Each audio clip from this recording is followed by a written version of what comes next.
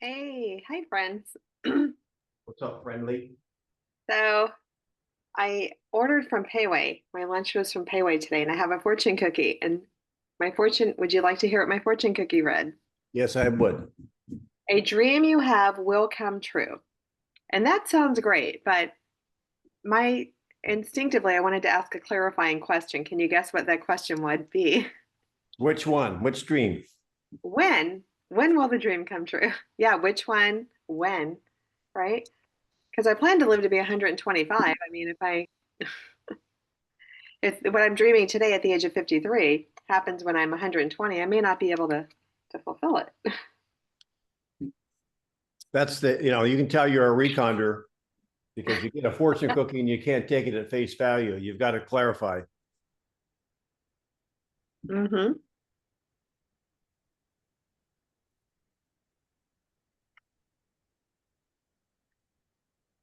Oh,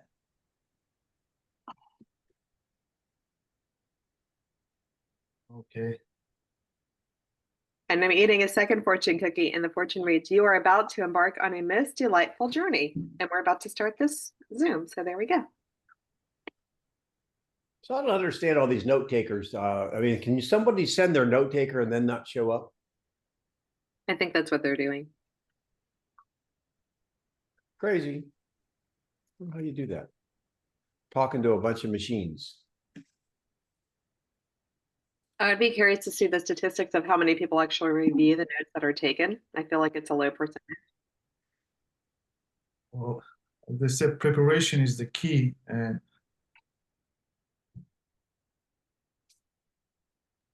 It was good to see you back today, Tanner, and good to see you again now.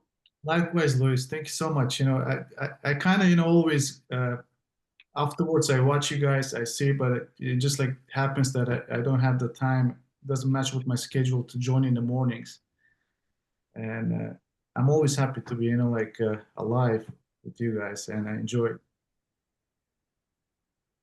Do you remember that day earlier this week, Susan, when you had that listing referral for Nassau County and you were looking for Tanner and he wasn't there, so you gave it to some other person? It happens, it happens. Well, Susan, welcome. Kelly, Rick. Hi there. So happy to be back and alive. Hi, Susan. Hello. So just to let you know that a lot of my family is from New York and they're buying houses and I became a secret agent for my family. Can you believe this? How'd you do that?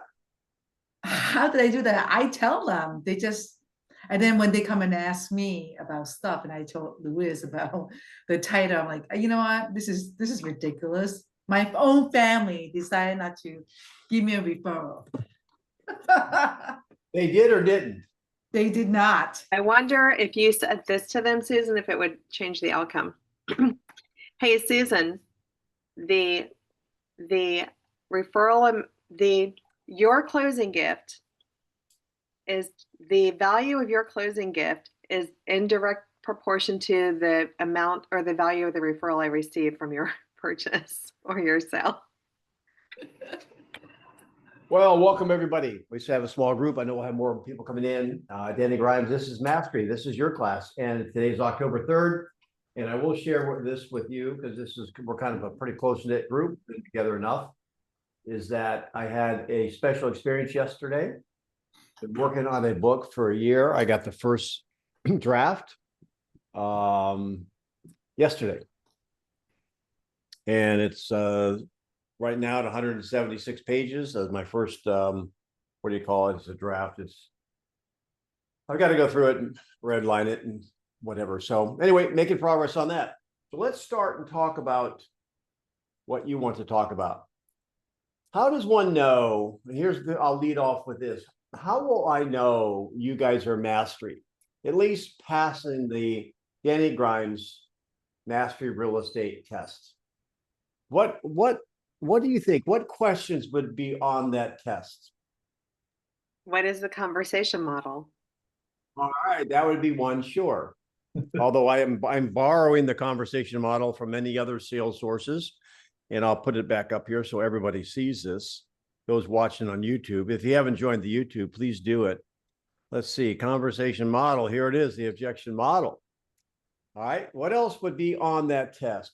Nice to see you. Go ahead, and nice to see you. What else would be on the test if you want Slicing the turkey? slicing a turkey? Who said that? I said that. Yes, you would know how to slice the turkey. Yes, and that's called a lot of different in a lot of different sales realms, reducing something to the ridiculous. And it's not exactly the same, but close enough. Good job. What else would be another one? What would be one of The 3 outcomes. yes, the 3 outcomes. You not only have to know what they are, you'd have to basically give the 3 outcomes in order. It's right here. And you would have to do it inside 36.7 seconds. Now you can do it longer, but I want you to be able to do it like that in case you need it, because it doesn't need to be a 4-minute speech. All right, those are some good ones. Anything else come to mind? Unloading, Unload before you unpack, right? That's a clarification. How about the 3M model on following up with listings, 3Ms? How about the better way listing method, et cetera, right? So that'll make my heart go pitter patter if you have those things kind of nailed down.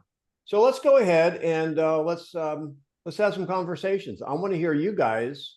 I want to hear you guys handle some objections and act like a mastery graduate. Okay, who's going first, Louise? I'll go first, and we'll just go around. We'll do like a little round robin. Do you want to hit me with an objection, and I'll throw a response, and then we can go down the line? Yeah, Tam? sure. All right. So you're sitting at the table with me, and we're going through the listing presentation. Go. You're going to give me an objection, and then I was going to handle it, and then we're going to. I am going to. Yeah. So what is your objection, though? Well, you're gonna start the conversation, right? Oh, we're going to do a role play. I thought we were going to just do like a round robin objection handler thing. No, I mean, well, you're going to handle an objection. So if you're asking me if I'm board, I say Denny. no. Yes. It's been a pleasure coming to your lovely home today. Do you and your wife have any questions? Are you and your wife ready to put me to work for you? No, we have a concern. Oh, do share. What is your concern? I have a commission objection, or what do you call it? Your fee. Our fee. Okay. So I'll handle that. What about the fee is a concern for you? It's too high.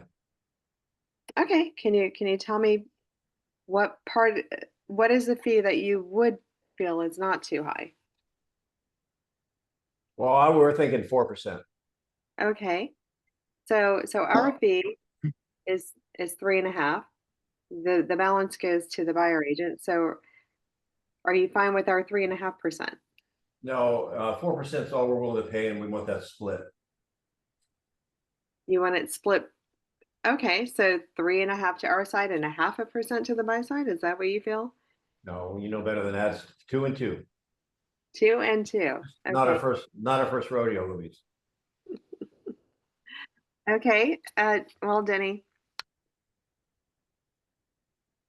I'm gonna pause because I'm getting too many beeps. I've got to bring these people in. Do you want to Oh, take? okay. Yeah, I should be watching it. I'm sorry. If you want to pass it to me, I'll take care of it. Or I can take it. It's up to you. This Like is Superman. reminds I me of like watching, what do you call that, wrestling, when Dusty Rhodes was on the ropes and they had the tag team. Who remembers Dusty Rhodes? Nobody. And the Hulk Hogan. I remember all of that. Hulk Hogan wasn't even born when I was watching professional wrestling. All right, who's up? Matt's gonna handle it. Go No, ahead. I was going to handle letting people into the chat. Oh, I was enjoying it. I don't know how to handle commission objections. Right, keep going, Louise. He's not a co-host, so I'll watch it. Keep going. Split No. two and two. I've already exited the track, guys. Like my mind's already gone. Carlos was gonna pick it up. Go, Carlos. All right, Carlos, we're 2 and 2. All right, Danny. So you mentioned you have a concern about the the commission. Is it too high or too low? Have you not heard it from, did you hear the beginning? Let's not drive over I here. did refresh my mind. Where did she left off? We're expecting to pay 2 and 2, right? 2% you, 2% to the buyer agent. Okay. Denny, now that you know 2 and 2, is there anything else beside the commission that's holding us, put me to work today? No, Okay. So now we got that out of the way. Is there any? are you gonna ask me again? No. We just put the paper in. Let's go. All right, so you're agreeing 2 and 2. Yep. All right. Well, okay, Denny. May I share with you, a great listing agent is free to you. Okay, I'm intrigued. Tell me more. Great. Let me ask you this before I explain that. What is more important to you, netting the most or discounting my professional fees? Yeah, I don't care about your fee so much. I want to net the most. Great. Let me show you an example of the listing that we have sold at the same street and versus someone else sold on the opposite side of the street. And I can share that with you, the difference between the two that was sold. All right, I'm all ears. Let's see you drive yourself out of this quicksand.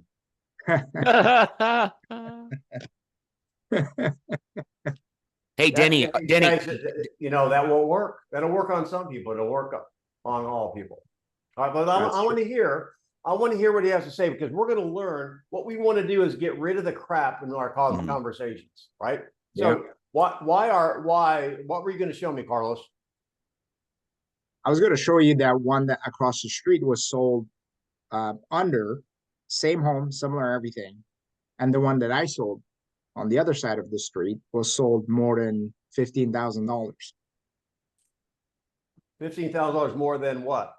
The one that sold across the street by the other agent or brokerage. All right. So what does that mean? Well, what it comes to selling, Danny, what credential or what qualification do we qualify your agent to represent you to pocket you the most amount of money? Let's step out of role a little bit. Let's talk about what you're trying to do. All right. Let's see if it's solid enough ice for you to stand on. Because it could be quicksand, not to mix metaphors.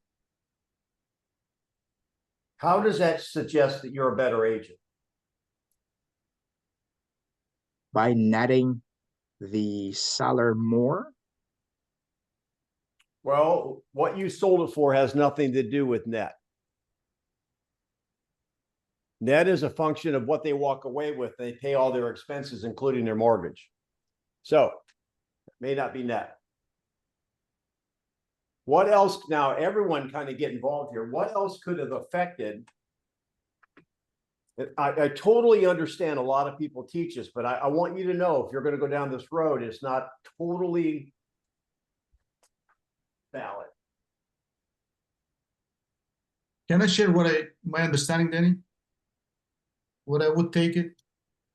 You said you want to net the most, and I would ask, so you want to hire an agent ultimately that will represent you and make sure you want to net the most, correct? I didn't say that, actually, but I want you to drive down that road. But let's stay with where Carlos is. Okay. Anyone can comment. He's attempting to demonstrate that he is a better agent than the other agent on the other side of the street because he sold it for $15,000 more. Is that prima facie evidence that he is a better agent? not necessarily. Certainly. All right. Why, Matt? Well, there's way too many layers to the cake. But first and foremost, what are we comparing apples to apples? What's the difference in the homes? What when did that home sell? Good. These are good points. Like when? Okay. What else? And so when did the home sell?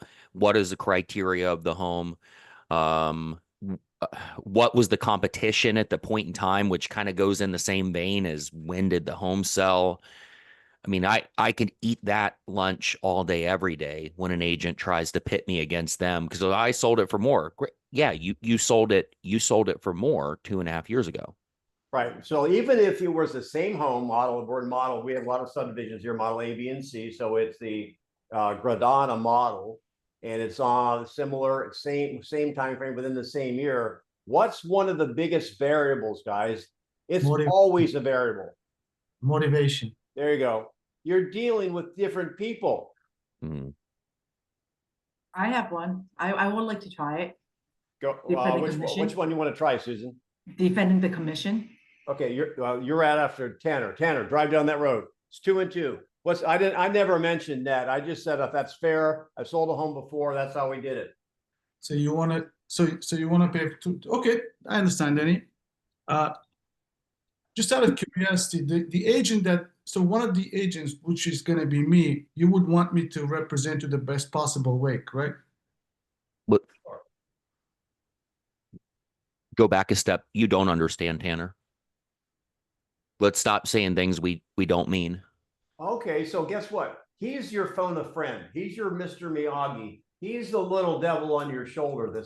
You feel that bump on your shoulder? That's your Jiminy Cricket on the treadmill. All right, so he's going to give you little whispers. All right, there's your coaching. Okay, that's amazing. So Denny, I got to admit, I'm a little confused. You're the agent you're hiring. You're hiring to represent you in your best interest, right? Say that. Yes, you don't have to say it. You just said it. got it. And and at the same time, you want to compensate the other agent that's gonna try to take money away from you. Wrong. Well,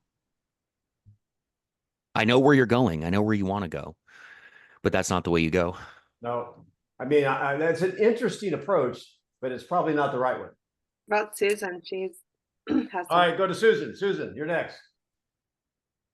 Okay, Denny, other than commission, what else concerns you? Nothing. We're past that. Okay, well, Denny, you see, you hire me for my negotiation skills and for me to understand the contract, to know my contract. And that by knowing my contract, it's actually helped me to protect you. So for example, if an agent is not willing to defend themselves in their paycheck, how will they defend you when it comes to negotiation? Okay. I just wrote that out, so I'm just repeating it. I know. I saw you reading it. Well, if Matt is the GPT chat, maybe you have to run it through him. If I'm giving you my feedback, if you're going to go down that road, which isn't a bad one, you have to set it up first. So run it by your GPT chat. Okay. That would be Matt. So the tee up. I'm going to use my late night DJ voice today. The tee up is, Denny, would it be correct to assume that you're going to hire a realtor to represent you in your best interest? Yeah, we got a yes on that. Right. That's the tee up, Susan, and everybody. Okay. Let's say that agent were me. You're going to take this slow too. You're slicing the turkey. Let's say that agent were me. Let's say that I agreed to accept this brokerage fee, that whatever you want to call it, that you want to offer, and we split it even. See, Denny, there's where I'm confused, because you're hiring me to represent your best interest, and I customarily charge X. So if help me understand why you would even want to hire me. If right out of the gate, before we even start working together, I agree to take a haircut, and you're hiring me to defend your equity. Right. Okay. So now he took it a little slower. Another version of that would be same thing on the same line. So you want me to represent you. What do you think is the number one skill, Susan, that your agent should represent you with? Know the contract. Right. And the market. And do you think negotiation would be a strong something that you would want your agent to be able to do? Yes. So if there was an offer on your table that was not acceptable to you, and the buyer is saying, hey, look, we're only $20,000 apart. Why don't you ask the seller to split it? Would you want me to kind of sell you on that idea, or stand up for your value? See, I'm asking, what we're doing is demonstrating, don't go to the end of the book too fast. You have to build, and I think we always refer to that, we never can remember. There's kind of a distracting question, but that's not the right word for it. There is deflection. Deflect. What you're doing is you're having them, you want some yes momentum before you go to the end of the book, because if they can see the trap coming, they won't walk into it. You're painting, I call that also painting a picture. You're painting a picture. You start with the slow brush strokes.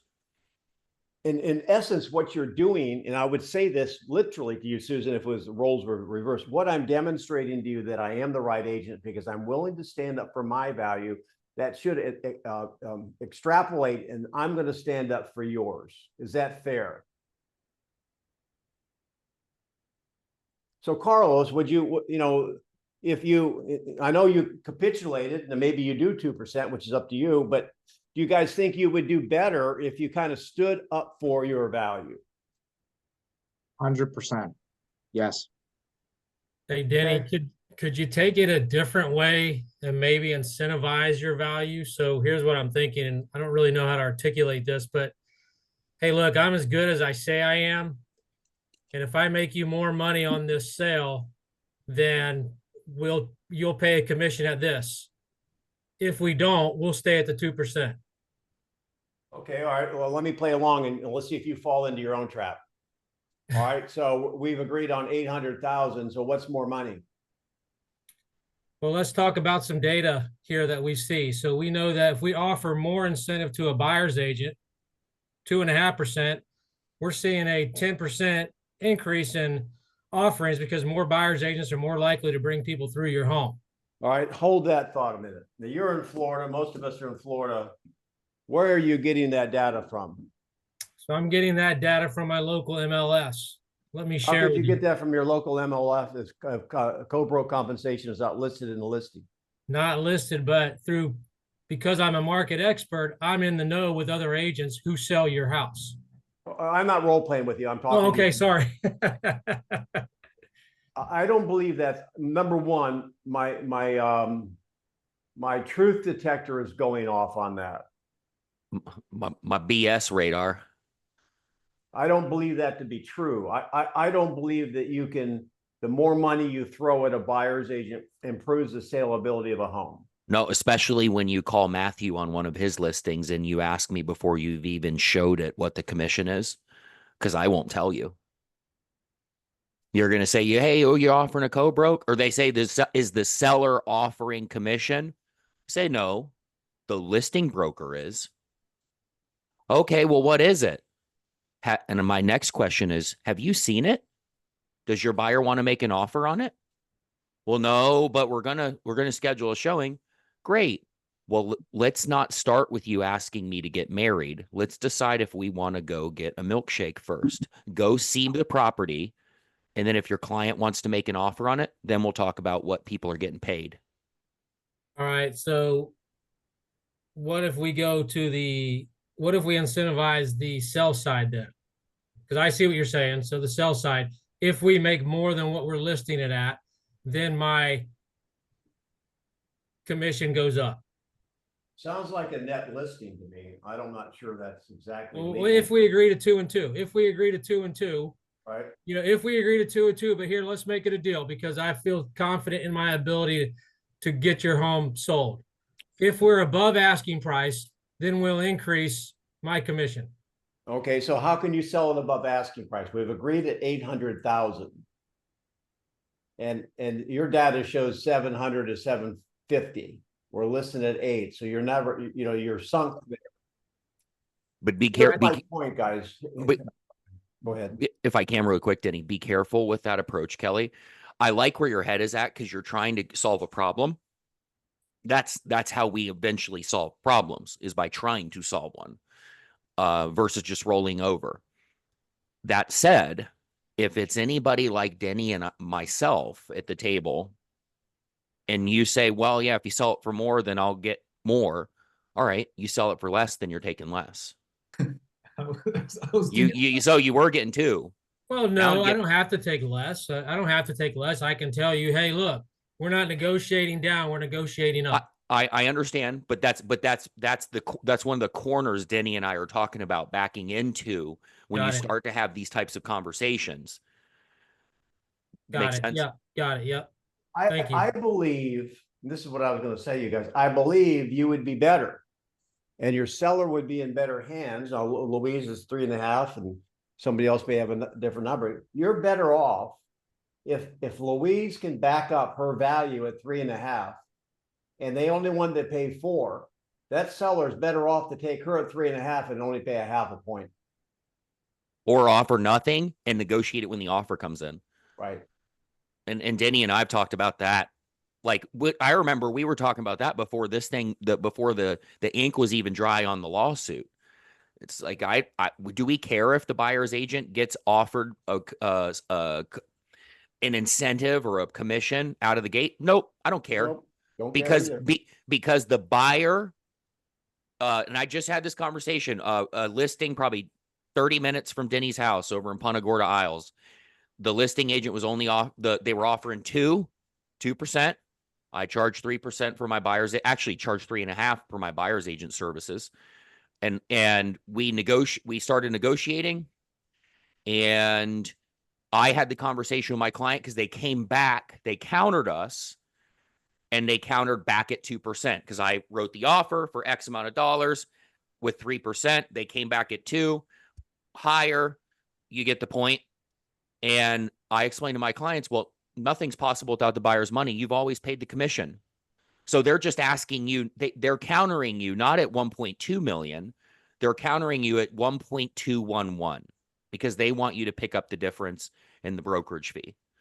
So because you've always paid it. So the question is, do you want to pay 1.211 for the property? And they said, no, we're good. We moved on. But my point to that is, I don't care if there's a co-broke included, even when I'm the buyer's agent, because the buyer's always paid it, and I'm just going to write it into the contract. I'd prefer it that way, quite frankly. Louise, if you have this already saved, there's a five outcomes, basically the seller offering low to no incentives. And part of a mastery concept that I want you guys to get, and maybe I should say we want you to get, there's no direct correlation between the saleability of your listing and the compensation to a buyer's agent. Mhm. Is Right, there 'cause any questions on that? You got to understand that. Yeah, so just give me a scenario on that. I know Matt was kind of going through it. I got caught up in the amount of numbers there, so I might have missed something. But can you give us just a quick scenario on that again? Sometimes to understand something, you take it to the ridiculous. So let's take a house that has a market value of 500,000, right? And they're offering 0 buyer's agent compensation. Mm-hmm. Yep. Let's say the seller offers it for 450. Okay. Will they have buyers that want to buy it? Sure. Okay, and with or without an agent, correct? Yes. If it's really worth 500, will they find a buyer that wants to buy it at 500 with or without an outside broker? Absolutely. See, one of the good things that's happened, and we didn't like it originally, but it's turned out to be a blessing, is the fact that compensation is not in MLS. And now we've been a year past this lawsuit. We don't even have brokers calling us anymore asking. Mhm. So what's happening, one of these 4 things are going to happen. So your sellers can offer 0. Yeah. One of those 4 things will happen, and you should be able to understand that and go over it. Don't get balled up on what they're willing to give the buyer. I want you to have your Viking armor on, Yeah. defending your value as a listing agent. Am I saying that right, Matt? Yeah, absolutely. And guys, the commission conversation, the way in which we handle it is still the same in which we've always handled it. The objection handlers, but it's after you've isolated and ensured that you have the business. So Denny, we come to an agreement on the brokerage fee or whatever you want to call it, semantics. Are we ready to move forward? Then you get the buy-in, right? Yes. Okay, fantastic. So let's talk about what's going to happen next. Blah, blah, blah. You explain it. And then you can say, well, and then you could go into the dialogue that we've talked about before. How do you think it will benefit us? Can we just have a candid conversation? How do you think it's going to benefit us to offer 0 buyer's agent incentive? It's the same conversation, guys, but you're getting the buy-in and then asking to have a human-to-human conversation with them. Is it any different about initial positioning? It's the same thing. Same thing. Hey, Denny, I'm not attacked. Just so you know, we're going to talk, and I'm giving you scripts, guys. I'm giving you the words to say. Denny, I look forward to help. I'm grateful to have an opportunity to help you. Can I just have a human-to-human, candid conversation with you right now? And you know that I'm not attached to what ends up happening. And then you say, well, help me understand how you think it will benefit you for us to offer nothing to the very people that we want to bring buyers to buy our home. That's the question. And then you use the same stupid commission objection handlers we've been trained to use for 100 years. Yeah, they respond, and their response is, hey, I don't really care. Like a Denny response or whatever. I don't really care what happens on that buy side. What happens if your home then doesn't one sell? of these 4 things will happen. Can you read it? Can you guys read it? Did you put it in there, Louise? Yes, sir. It's in the chat. Thank you. You guys get that, or if you want, I mean, make a slide, put that in your presentation. Go over it. I mean, really, the buyer may say, "Hey, I don't want to see it." Okay, that's a possibility, right? But most likely, Matt was talking about this a minute ago, and I don't know if he closed the loop. Since Noah, who's been paying the commission? Buyer. The buyer. Not the seller. Y'all have to get that is the beginning of understanding the buyer has always paid it. Guy, always will. Denny and I love analogies. We've baked cakes the same way for about as long as we've been baking cakes. Okay. Sugar's an ingredient in cake. So is flour. Okay, so and one of the ingredients in the sale of a home has always been commission. It's been one of the ingredients in the cake somewhere. But without the buyer writing that check, that ingredient didn't get added. Do you see what I'm saying? So the money is kind of the cake per se. The buyer's money is part of is the whole cake. And part of the money that they're writing the check for the home for is the sugar in the cake. That's what realtors get paid. Buyer doesn't write a check. There is no cake. No one gets paid. There is no sugar in the cake. It has nothing to do with the seller. It has nothing to do with us as the brokers. Yeah, and I'm asking questions too, simply just for clarity's sake, and I'm just trying to practice more in my head, so it gets a little bit clearer the more I talk about it. So that's why I'm bringing up the same question in different ways over again. Keep asking the same question, and I encourage you. And guys, we need to be more inquisitive about this, because it's the simple stuff. It's the I had this conversation the other day with a mentee. I said, you can show somebody the beautiful forest, but for some reason they still want to see the pitiful tree. It doesn't make sense. Yeah, it just doesn't make sense. Kelly, role play with me. You be the seller. Okay, hey Denny, so we're not paying any buyer's commission on this. We're just going to give you your 3%.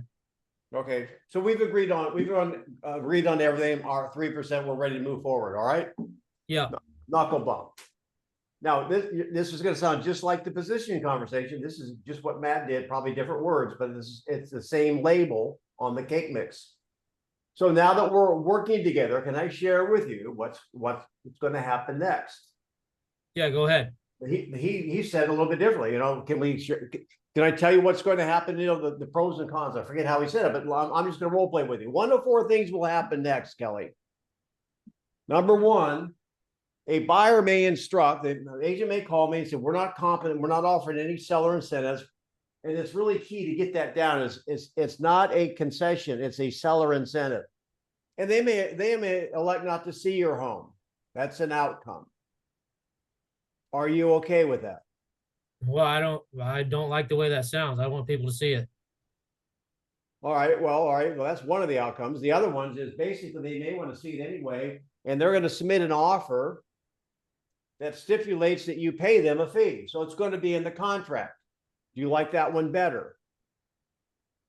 Not really. I mean, we've priced this thing right, so it should sell pretty fast, right? Well, you get to say yes or no on anything. The third outcome is that they may reduce it. They may take that amount of the fee and reduce it from their offer. And so, you know, in essence, you're going to get a lower offer because they have to compensate for the fee that you're not paying. How do you like that? I don't understand that. Repeat that. Okay, so if it's a $500,000 house, they may take $15,000 off your asking price. They may offer $485,000, and then they'd be willing to pay the commission to their buyer's agent. So you're just net $15,000 less, the same amount as the commission. Okay. I don't like that, but all right. And the last thing is they may want to see it anyway, and it may sell. So those are the four outcomes. Any questions about that? There's a lot of mays in there. How do we get over the may part? I need for it to move. Well, then is there do you think it's a correlation? Do we want to attract more buyers or more agents that help get you moved, or fewer? I almost wanted to become the conscience on Denny's shoulder there. Were you going to give me some advice? I was going to give you some advice. Good. Well, because he said, well, there's too many mays in there, and what do we got to do to get over those mays? We want the home to sell. Well, if there were a way to take away all of these four things that could happen, if we could take away all four of these scenarios, and the only thing we had to worry about is negotiating an offer at the end of the day, would you want to do it? Yeah, let's do it. Great. Let's come to an agreement on what we're going to incentivize the buyer's agents right now so they can't use it to negotiate against us. What do you think about that? Okay, so but it doesn't necessarily eliminate those. No, it doesn't. But it's one less conversation we even have to have on the other side. I saw that exit and chose not to take it. I took the other thing. When you said you were motivated, I took the road, I took the exit. Then we went more help, not less, right? Mm-hmm. Which is essentially the same thing. Yeah, we're going to get to the same we're going to get to the same destination. Right. But I chose not to take that particular one because I wasn't sure and my mind wasn't working as fast as it needed to. I'm not sure if we offered anything, it would take away a May. But in way, you don't like May? My grandmother's name was May. You don't like May? Well, and I agree with what Denny just said, because by agreeing, like I could have egg on my face in the analogy, the way that I took it, because if the market doesn't accept the price, we could agree to the commission all daggum day up front, and it's still not going to move. So that goes back to the whole point that we've been talking about this whole time. The market's going to determine what it's going to bear for the property, regardless of whether there's a commission on that side or not. Well, so the way I took it was, you had the four possible outcomes there that Denny explained made sense. And then when Matt, you took over, the way I see it from the seller side is, all right, you just wrapped it up, all four outcomes into one statement. And it put me in a bind, right? It put me in a bind as to how am I going to, I have to move this product, right? I have to move this house in order to get to where I need to be or what's going on. And at the end of the day, I'm just trying not to lose. I'm trying to make as much money as I can off this. So I'm trying to wrap it around by talking through it, wrap some clarity up in my, in my own head by talking through the process of those four outcomes. But I do think situationally, those four outcomes explain all the expectations perfectly. Mhm. just, I'll bring in the other folks that are listening, maybe taking notes. You have some questions, you want to verbalize some things. And then let us know. I mean, in recon, we go boom, boom, boom, boom, boom, 90-second role play, give you a little feedback you want. In mastery, it's really important you understand the properties, like cumulative properties in math. And I forget it now, but the bottom line is we're attempting to have you internalize the properties of what mastery is all about. Then the conversations can vary once you understand the principles behind them. So who else wants to kind of pop in here and add some 2 cents? Well, Denny, what I've learned from you and your coaching is it all comes down to setting expectations, whether it's commission, whatever it is, the pricing. If you do it within the model the right way, you don't have to worry about anything. I mean, for me, it's worked all the time. It's just like sometimes we feel like we have to take the responsibility of whatever the objection is, the price, commission, whatever it is, the situation. And that's where we get derailed. Okay. Well, I tell you what would be a good thing to think about. And again, I don't want to get into too much theory here, but one could argue if the seller might be better off to reduce the price by the amount of the buyer agent's fee. Right. And you'll have more eyeballs on it. Now, again, a lot of a buyer's agent may not be participating, but the best thing a seller can do in almost any environment is to lower their Reduce the asking price. price. Yeah. I used to get that Denny back. You'll remember this, circa 2017 and 18 when we had that mini housing market correction. You know, like it just inventory was stacking up and things were slowing down a bit. We would get the question all the time about bonuses, you know, buyer's agent bonuses. Sure. Yeah.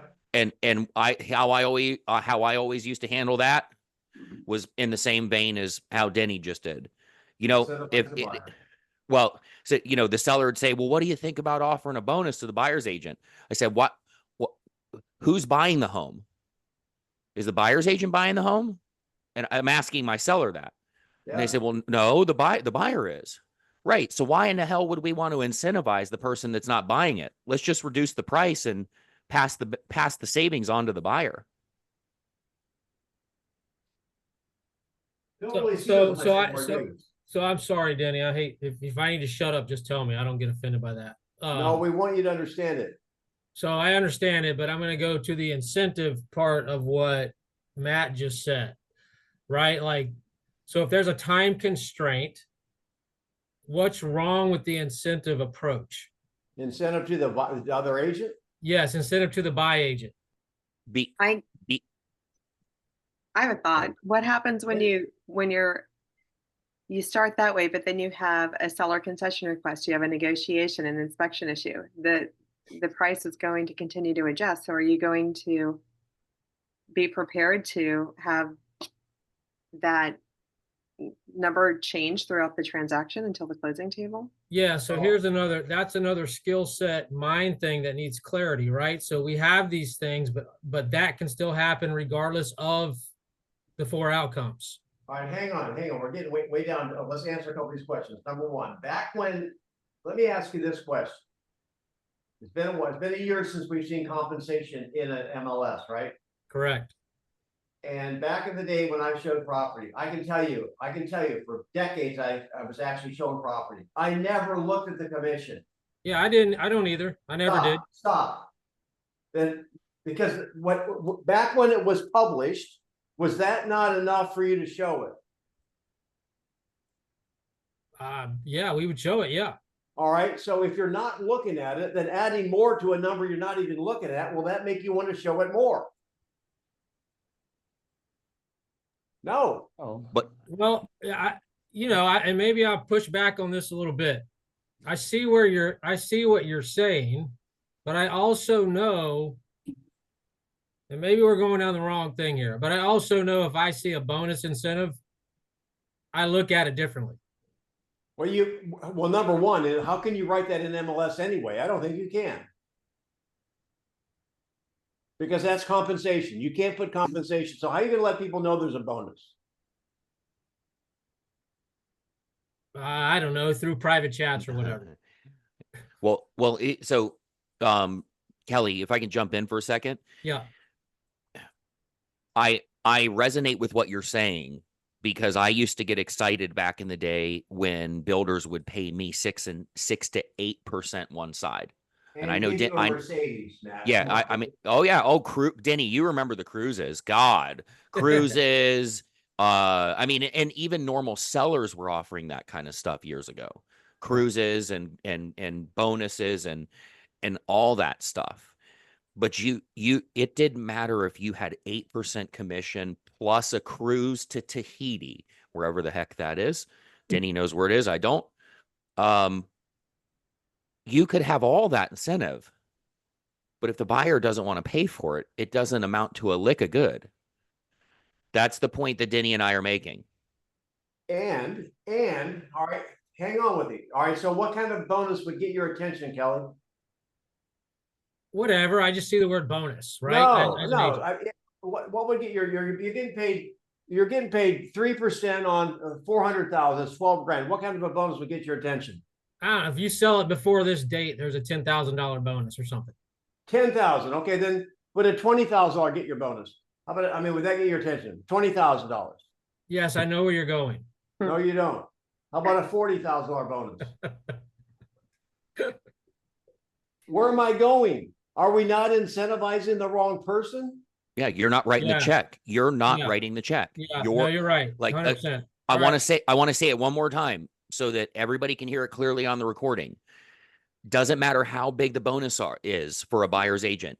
You, as the buyer's agent, are not writing the check. So the incentives, the savings, the benefits from the listing agent side are always better served, offered to the end user, the person writing the check. Because eventually the incentives will be so great. If we're flipping the script on what Denny just did with you, playing how big of a bonus, eventually the savings will be so great, they won't give a crap what Kelly's getting paid. They're going to write the check to buy the house. Right. So if you want to talk to your sellers about sellers incentives, you don't need broker incentives anymore, seller incentives, right? So it will take, y'all getting this, but you got to get it. It'll take a while to sink in. And to caveat off of that, eventually the incentives and the savings and the benefits for the buyer will be so great, they're going to be willing to pay Kelly too. That's what will happen as well. Meaning if, hey, Kelly, you just found us this amazing property, $80,000 under market value. And I use air quotes because market value is determined when a check is written, not based on what's going on in the market. Okay. You just found us this property, $50,000, $80,000, $90,000, $100,000 under market value. We'll make sure you get paid. Got no problems with that. So pass the incentives on to the end user, the person that's writing the check. The same two things that make you a great listing agent that would earn you whatever your value proposition deserves. You put a number on it. Well, those same two things will earn you that same percentage when you represent a buyer. Yep. And helping them self-discover. Maria and I were talking about this last night about dadgummit, Maria, I lost train of thought. We were talking last night about, anyway, you're going to get to the point in the conversations where helping your client self-discover what that doing something like this will benefit them. They have no problem seeing you get paid what you charge. That's right. But the conversation Maria and I were having last night was they have no problem paying you, and you are not an echo chamber from what every other agent is saying. Every other agent is saying, gotta pay the buyer's agent, gotta pay the buyer's agent, no, you don't. Let me help you self-discover, Mr. Seller, how you don't have to do that, how this over here might benefit you. I'm truly helping you solve a problem. And then at the end of the day, they're going to say, you know what? Thank you for helping me solve that problem. I have no problems paying you whatever you want. Can I ask a question? Sure. Kelly and or Matt. Have you ever had an issue paying whatever price when you saw so much value? No. I think that's the gist of it, right? Price is only a question in the absence of value. So show your value and price won't be a question. Right. And Yeah. that's that conversation I just talked about. You know, Yeah. if you help your seller client self-discover that there's really no inherent benefits to offering $1 to a buyer's agent in that case. Now, guys, I'm taking it to the ridiculous. I'm reducing it to the ridiculous like Denny talks about. So there's help him self-discover how there's zero benefit in even offering $1 to a buyer's agent and passing whatever incentives those are onto the buyer. That's your value proposition. Whereas every other realtor is going to come in there and say, God, we're going to sell this home for a lot more money if we at least offer some commission to the buyer's agent. It's like, are you really? The two things, guys, the two things you should master: market knowledge, ability to negotiate. That's our stock in trade. Forget about the marketing crap. You can talk marketing crap to the people who care about marketing. That's not it. Market knowledge, negotiation. A quick plug before you guys have been so patient. I'm sure there's things in the chat you want to talk about. We've got 10 minutes. If you're with Keller Williams, they just announced the bold for the last part of the year, November. If you're in an area that does not have bold right now or doesn't have it coming in November and you would like one, I am free in November. I've got 2 I'm going to right now, but if you have an interest, you can reach out to me. I'll talk to your leadership. I know Susan mentioned something to me at one time, whatever. So I am free. If your market center would want a bold class, 6 weeks in November, I am available and I'll help you out. So Louise, we've been on that one subject, kind of like. Can I answer one question for Diana McShann? Where are you at, Diana? Are you here still? I'm in Houston, Texas. Hi, Diane. All right. So you asked a question earlier, and this is a good question for everybody. I've been getting trained to ask about compensation first off. I have had a buyer let me know in the beginning that they do not want to see properties that do not cover the compensation. How should we handle that situation? Now, we can't go into great detail on that today, but I know you're asking that off the back of what I explained, how when agents call me to ask what the compensation is, I say, yes, there's compensation being offered. Show the property first. And if your client wants to make an offer, we'll talk about it. In the situation you're talking about, your client would say, nope, we don't even want to see it. That's when it becomes incumbent upon you as the buyer's agent to help them self-discover that you're not going to let the brokerage fee come between them and the property. And so that falls on the shoulders of a skilled buyer's agent to kind of reverse this whole conversation we've just had about listings. And you're going to help them self-discover that, you know what, let's not worry about what's being offered out of the gate. Let's get you in the door and see if you even like the property first. That makes sense. That's an easier conversation to have about if they've ever bought a home before, who paid the fee. That's an easier conversation to have because, oh yeah, I bought a home. Well, who paid the fee? Well, seller did. Well, so where did the seller get the money? Well, for the proceeds of the home. Well, who brought the wheelbarrow full of money? Well, by the way, ever bought a car? Yes. Did you pay the salesman directly? Did they send you a bill? No, I assume the dealership did. Well, where'd they get the money? See, that's an easier one to handle.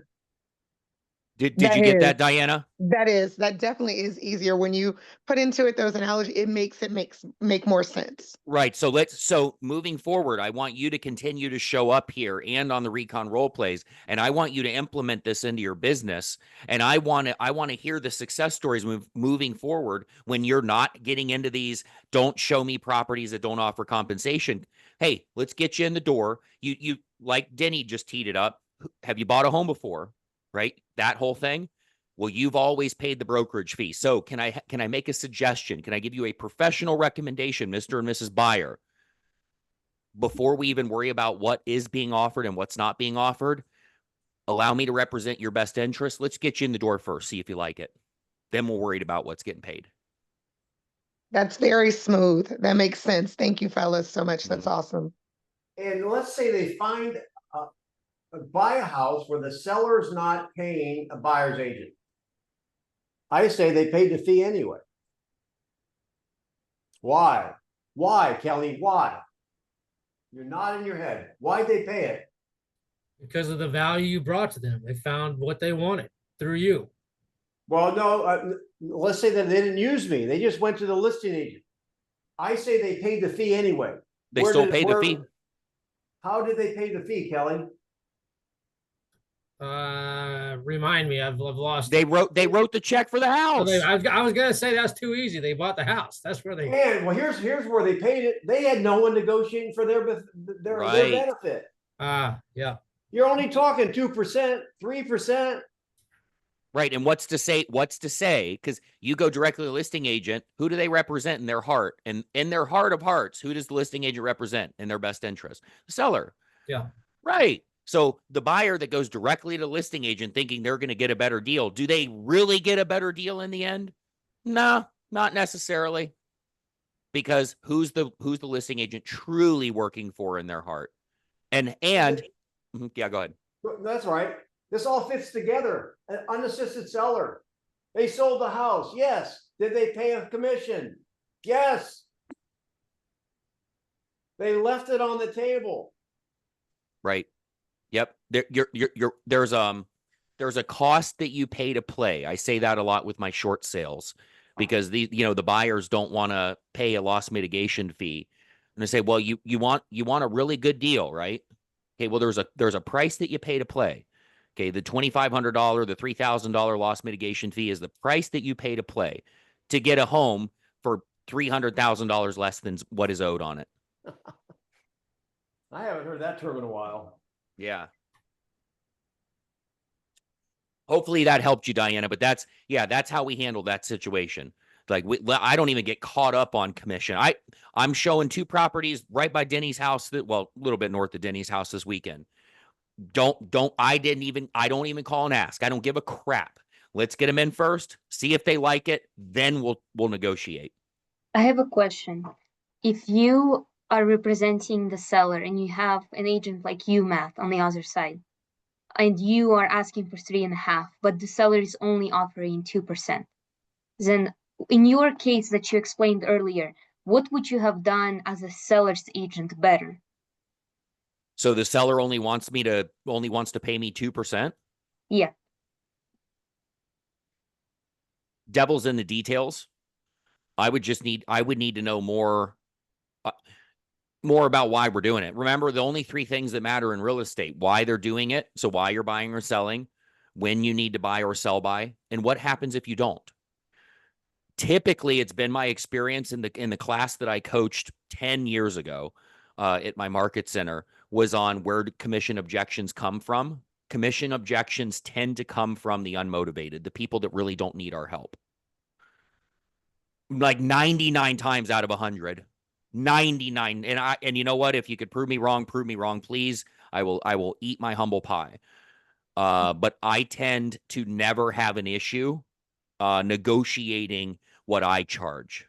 And I can tend to charge more on the listing side. If when it suits the situation. So I know I'm not answering your question very well, but it's just not, we never have to get there. If I understand the question, Felina, I think if he's representing the buyer, sorry, so now you don't know so you're representing the buyer, Matt, and do you ever ask, they've already looked at the home they wanted, do you ever ask what the fee is? Yes. I don't think that's what she was asking though. I think she was saying that the seller only wants to pay their listing agent 2%. No, the listing agent wants to pay the buyer's agent only 2%. So That's happened to me when I've been a buyer's agent. Yeah, And I got that. the buyer is aware at the beginning that they pay the delta. Well, okay, so this is what I'm gonna ask. All right, so Matt or even Louise, so Louise, you call ahead of time before you show a property and ask what they're offering. If Yeah, I will, but my buyer will Hang pay on. the delta if it's not covered. Well, there's a lot of, all right, so you have that conversation with them up front.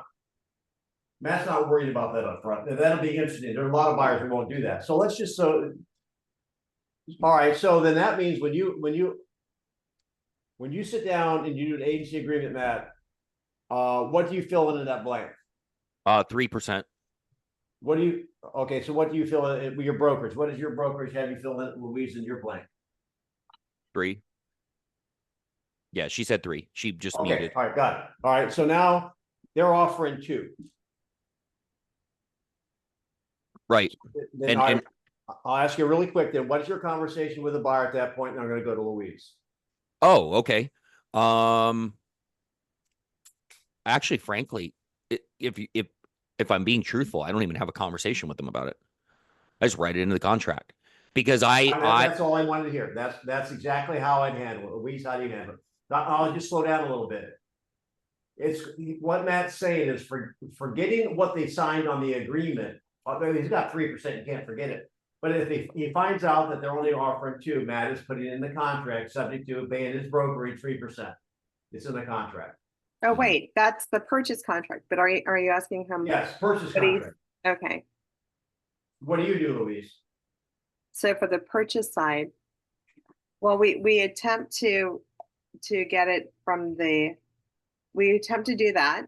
And if it isn't accepted, then the buyer is fine to pay it. No, don't you put it in the contract up front so that I'm paying 2, but don't you write it in your contract subject to them paying your broker 3%? You're still representing the buyer. Are you asking the seller to pay 3%? Yeah, we're still making diligent effort. What I'm answering Yeah. for myself, Louise. I'm still making diligent effort to negotiate the deficiency from the seller or the listing agent. And Yeah. I write it into the contract as such. Meaning Yes. if the listing agent says to me, the seller is paying the brokerage fee, because remember, it's buyer, it's seller pay, listing agent pay, right? There's an option. So even if it says they say the seller's paying 2%, when I write it in the contract, I write into the contract that the seller and or listing agent, I don't care where it comes from. I'm getting paid 3%. See, for everybody, I think that's the route to go. Meaning, and again, you can do it a different way, but I wouldn't go back to the buyer and say, well, hey, they're only paying 2%. You haven't even negotiated a contract yet. Right. Say, And well, you're gonna have to come up with 1%. right. Just write it into the contract. Right. In years, well, when I first got into the business, the conversation that I had with my father-in-law at the time was we never get into the commission conversation with our clients. And I'm sure Denny was taught a lot about this. We were probably taught the same thing as buyers agents back in the day. You don't get into the commission conversation with the buyers. And I still, to this day, I don't get into a commission conversation with my clients. But isn't that part of your consultation with them when you do your buyer broker agreement? Yes. Well, we discuss what our brokerage charges for our services, but every time we come up to a property, I don't say, hey, they're only paying this. Right. No, we don't mention after fact. So here, and we're at the top of the hour, but I know we tend to run long. So here's how I explain it, guys. In the buyer appointment or the buyer consultation, I explain, hey, my brokerage charges X for my services. In some situations, a seller or the listing agent might not be in the position to pay the full fee that my brokerage charges for our services. I'm going to ask your permission now in that instance to make every effort to negotiate it from them, so you don't have to pay the difference. One quick question, Matt, before we go. On the seller's listing agreement, we have to put in what we're paying the buyer. Do you write in whatever that is at that time? Since you're saying you really, I do. Okay. On when it's my listing, yeah, I write in there what we're offering. Okay. And so if you write in what you're offering, and then when someone calls you and you're saying that you say to your listing person that they don't really even have to pay the buyer agreement, but you've already discussed it with them to pay the buyer agreement, right? Right. My client knows that we're offering a co-broke. We've already talked about that up front and in advance. They know what to expect. What I was referring to earlier, if this is where I'm picking up, if I'm picking up what you're putting down, is I'm not letting every buyer's agent that wants to show the property know what we're paying, because I don't want them to use that as a reason to not show it. Right, Show the property. Represent your client. right. All right. I hope you don't feel like we've just been rubbing, giving you a massage, in on one spot of your body all for the solid hour. I hope we gave you a little bit for everybody. Did anybody hear something today that maybe a light bulb went off? It was worth your time. Yeah, I really like what you were saying about the 4 outcomes with the buyer, when as part of your listing agreement to say the buyer may instruct the buyer's agent, just going through all of that just to make it really clear so the seller know what's happened, because, I've always been taught, of course, that the buyer brings their own commission because you can't get what you don't have. And so the seller don't have anything. If he's not getting his house purchased, then of course he's not getting any commission to pay. So with the buyer, enticing buyers by giving them the buyer agent, because sometimes it can put them out of a different category. It can put them out of a different range if they're trying to take on everything. So, and I heard what you said about the money goes really to the buyer, incentivizing the buyer. And you can do that so many different ways just by even lowering the price. So that was a different, Good. perspective for me. Thank you, Beth. Anybody else? I love Kelly, you the have to part. line up like Campus Stadium. Come on. I love, Danny, the part that Matt and yourself said, paint the picture. And that gives me an idea of become an artist in your communication so that you can relay the message and kind of drive them to there with end in mind. Right. So that was great. Don't go right for the jugular. Like, don't go right for just like tee it up, deflect it, kick the can, play a game with them. I mean, would you watch the Star Wars if you saw the initial scene and all the other movies were gone, and now you turn the page and said, "Luke, I'm your father." No, you got to go through the rest of the books, right? Right. Yeah, you get protagonist, antagonist, whatever. You have to know who is who, and your perception changes along the way, and that's why we're talking about paint that picture, tee it up, because when you tee it up correctly, they don't know where you're going. They're like, well, what is? Oh yeah, well, and they make assumptions that they think they know where you're going, but then you get to the end and it's like, oh, okay, whoa, that wasn't what I thought. And I don't mean this demeaning, but talking about painting a picture, here's the picture I just had of that. When it's like walking with a child, you slow down. Right. We're not calling our customers children, but we process this every day. We have to slow down so they have time to process. Right. Like keeping it simple, stupid. So they say, I only want to pay X percent, right? And you just say, no, that's stupid. Well, we know that's stupid, right? But no, you have to take it piece by piece. One more aha. Yeah, to me, it's just the flow of the conversation. So understanding where the picture is, where the picture has to go, or where it doesn't have to go, and then understanding the balance between the conversational points, and letting them discover for themselves based on your guidance. I think what happens, and I'm watching it happen with you, Kelly, most recently, you're going to have to unlearn some things, because the real estate industry doesn't teach you how to think about things the way we teach you how to think about things. They teach you to memorize a bunch of stuff. It's kind of like color forms. Remember color forms? You rip them off, you can stick them. It's not one size fits all. We're attempting to teach you guys how to think. That's what mastery is about. Does that make sense? 100%. That's my when I first got into the business, the one people used to go up to my father-in-law and say, man, he's pretty good. And I'm not saying that to toot my own horn. But he would get compliments from people that would work with me, agents that would work with me. And his testament to that, it was because I always was hoping that like he'd be proud papa and be like, yeah, he is good. Nope. He'd say, I got him when he didn't have any bad habits.